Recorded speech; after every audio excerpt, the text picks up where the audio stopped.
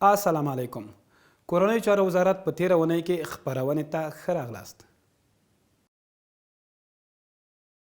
د افغانستان اسلامي امارت د کورنیو چارو وزیر الحاج سراج الدین حقانی حفظه الله د افغانستان لپاره د روسیې له خاص استازي زمیر کابلوف سره وکتل.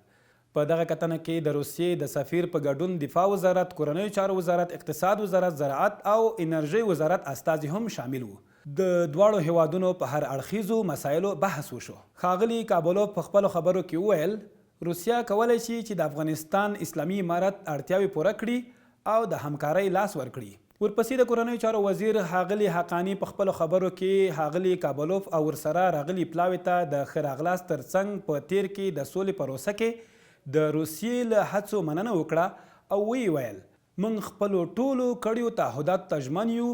افغانستان به وروسته له دې د هیڅ ګاونډي او نورو هیوادونو لپاره خطر نه وي. ښاغلي حقانی راغلي پلاوي ته یادونه وکړه چې د بهرنیو هیوادونو لپاره ښه فرصت رامنځته شوی چې ترڅو اسلامي امارت په رسمیت وپیژني او ګډو منفعتونو ته ګډ کار وشي. دواړو لوریو د ښو اړیکو پر دوام ټینګار وکړ.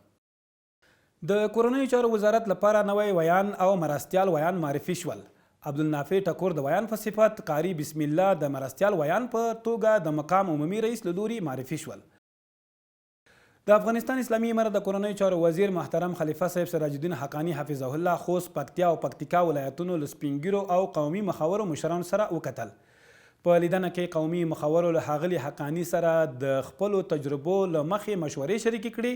د خپلو سیمو یو شمېر ستونزې او حل لارې یې ور واورولې او ډاډ یې ورکړ چې دوی به د اسلامي امارت ملاتړ ته په هر ډول حالاتو کې ادامه ورکوي.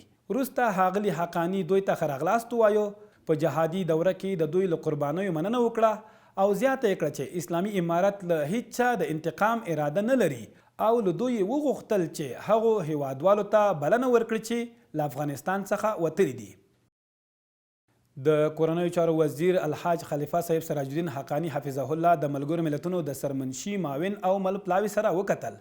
د ملګرو ملتونو د سرمنشي معاون مارټین ګریفټ او ورسره مل پلاوي د کورنیو چارو له وزیر څخه مننه وکړه چې د ملګرو ملتونو د ټولو ادارو امنیت په ښه توګه ټینګ شوی.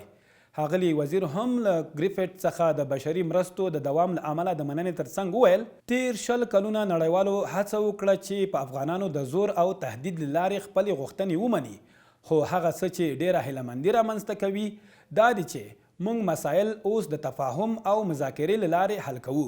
ښاغلي خلیفه صاحب وویل غواړي نړۍ ته پیغام ورکړي چې موږ متقابل تعامل ته قوي اراده او پوره آمادګي لرو. د ملګرو ملتونو د سرمنشي معاون وویل غواړي په نړیوال کنفرانس کې د افغانستان لپاره کلنۍ 4 میلیارډ ډالرو غوښتنه وکړي چې دا د ملګرو ملتونو په تاریخ کې بې سارې کلنۍ مرسته ده. دا په تیره اونۍ کې مهم خبرونه. تر بیا چې ستاسو خدمت ته حاضرېږو په لوی الله مسپارو.